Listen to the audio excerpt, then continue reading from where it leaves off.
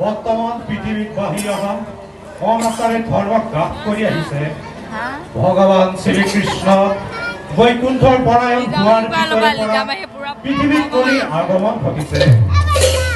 এই যুগত জীৱৰ মুক্তিৰ কাৰণে শ্ৰৱণ কীৰ্তন ভকতি কৰাটো অতিকৈ প্ৰয়োজন। সেয়েহে বাচা সৎ সংযম সৎ চিন্তা সৎ কৰ্মৰে তুমি ঈশ্বৰক কৰিবা আৰাধনা। হে পৰম পুত্ৰ পিতৃদেৱ আপোনাৰ একান্ত আৰাধ্যৰূপে সৰ্বত বালিম সৰ্বদাত এই পুত্ৰৰ কৰণীয় কাৰ্য কৰক সদা। হৰি আৰাধনা সময় মোৰ অতি সমাগত ভকতবিক্ষতলত মই ব্ৰহ্মত সমাগত। তুমি সৰুবৰে স্নান কৰি আশ্ৰম কৰণীয় কাৰ্য কৰিবা।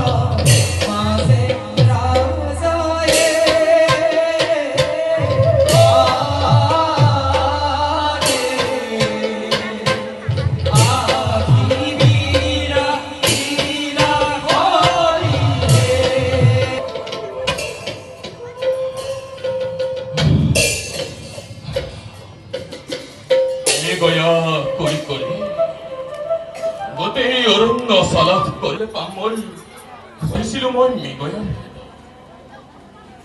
মৃগয়া কৰি কৰি মোৰ শৰীৰ একেবাৰে অৱভূত কৰিছে।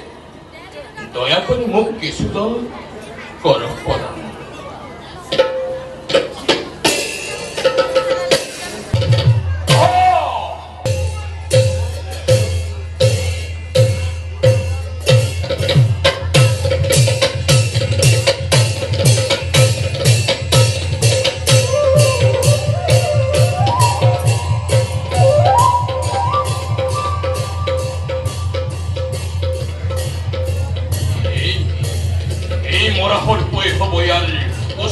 পুৰস্কাৰ